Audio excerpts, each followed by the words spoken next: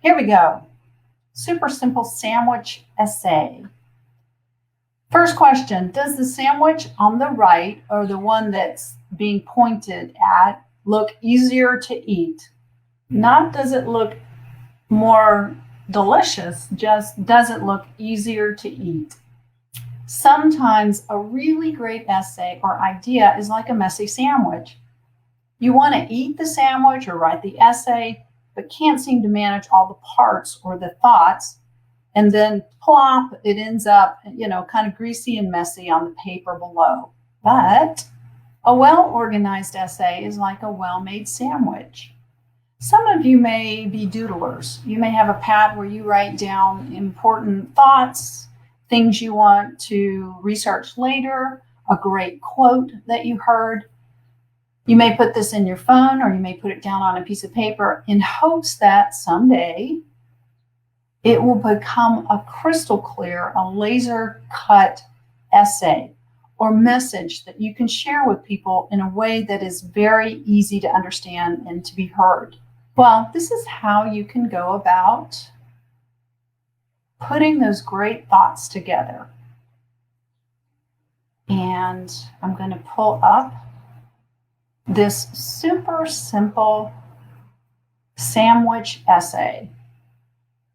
And those of you who are connected with Connexus, you know that there's a whiteboard inside your live lesson where you can draw these kinds of things. And what you see here is the 2 pieces of bread for the sandwich, which is the introduction and then the conclusion. Same piece of bread, same shape, same color. Inside the sandwich or inside the essay, you see the body. And then starred in the introduction and conclusion is your thesis statement. So let's break this super simple sandwich essay outline. Let's break it apart. Here's your first piece of bread, which holds the introduction or the thesis. Caitlin's a doodler for sure. It holds both the introduction and the thesis. The introduction is very general, and it quickly moves into a very, very specific statement, like the thesis statement, that tells the reader exactly what you're going to talk about. And I like to think of it as an airplane runway. It's very straight, it's very clear, it's very well lit, so that airplane can get up into the sky. Same thing with the thesis statement. Very straightforward, very clear about what the writer's going to talk about. Here's your question. Next question. Did you know a thesis can be 2 sentences? It can be more than 1 sentence. Here's the body of the essay or the veggies. This is the place where it can get kind of messy, right? It can fall outside the bread. Stuff can run out. That's why you want to start with a transition, a phrase that connects both the introduction and the body. And then you're going to see inside this body, there's a quote. I've pulled this from a reliable source, earthday.org, history. And I've pulled this particular quote because it defends my thesis. It supports my idea. And what that lets the reader know is that there are other people who think the same way. There are other people who have the same idea, and that validates my thesis. Did you know that the body of your essay should have at least 1 supporting evidence that backs your thesis? So instead of a lot of opinions about your own opinions or maybe other people's opinions, a very specific piece of information, evidence that supports your thesis. All right, let's go to the conclusion. There it is again. It's that piece of bread that holds the veggies together.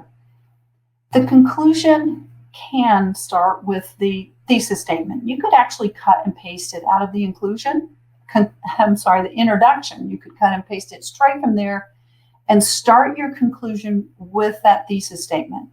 You're likely to go back and restate the thesis in your conclusion, but it's a good way to start. It's a good way to finish up your essay.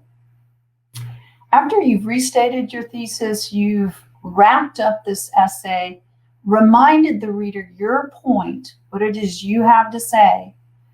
Here's the really juicy part of an essay, and that is you can connect it with something that's current, or you can connect it with what might be the next idea in your topic. Next question. Did you know that the conclusion can start with, with a reminder of the thesis? Did you know that the conclusion can start with the thesis? Well, that's the super simple sandwich essay method. And here's the thing I really like about this. Not only is it an easy way to remember how to organize your thoughts, with an introduction, a body, and conclusion, and a very specific thesis, but this same template can be expanded into something that you could use for a 5-paragraph essay. You could also use it for an argumentative essay, an expository essay. You could also use it for a research paper. Just expand this into multiple pages and paragraphs. So, which sandwich is easier to eat? Which essay? Obviously, the one that's, not so messy, the one that's organized. Good ideas need to be easy to handle and read, just like a good sandwich.